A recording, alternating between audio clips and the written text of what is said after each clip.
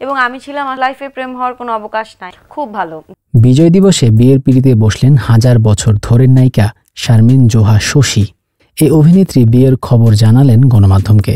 তার বরের নাম খালিদ হোসাইন, তিনি অভিনামেই পরিচিত।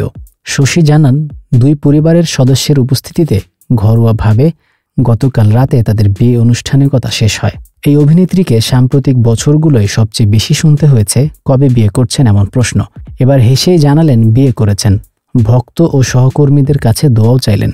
বিয়ে প্রসঙ্গ নিয়ে শশী বলেন, প্রায় ১.৫ বছর আগে আমাদের পরিচয়। এর মধ্যে দীর্ঘদিন ধরে আমাদের কথা হতো। ৪-৫ মাস আগে আমরা সিদ্ধান্ত নিয়ে বিয়ে করব।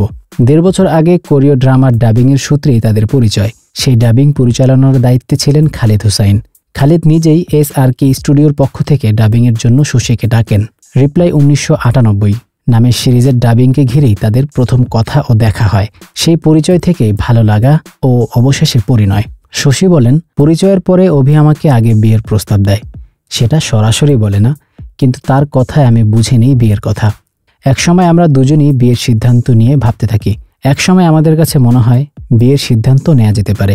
বারবার নিজেদের মধ্যে কথা বলেই একসময় সিদ্ধান্ত নিয়ে বিয়ে যেহেতু করব, খুব বেশি সময় নেব না, কারণ আমাদের একের অন্যের কাছে নিজেদের যোগ্য মনে হয়েছে।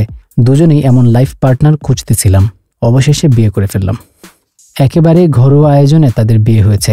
এই অভিনেত্রী জানান, এখনই সবাইকে জানাতে চাননি। তাদের বিয়েতে বরের মা, বাবা ও ভাই এবং তার মা ও ভাই উপস্থিত ছিলেন। শশীর বাবা বেঁচে নেই, তবে শিগগিরই সহকর্মী ও আত্মীয় স্বজনকে নিয়ে পরবর্তী আনুষ্ঠানিকতা সারবেন। বরের পরিচয় প্রসঙ্গে শশী বলেন, অভি একেবারেই অডিও ইন্ডাস্ট্রির সঙ্গে জড়িত।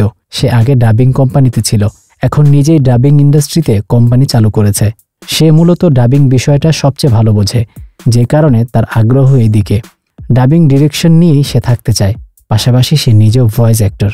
জানা যায় অভি অনেক সিরিজ, কার্টুন, অ্যানিমেশনে ভয়েস দিয়েছে, তবে মূল পেশা ডাবিং ডিরেক্টর।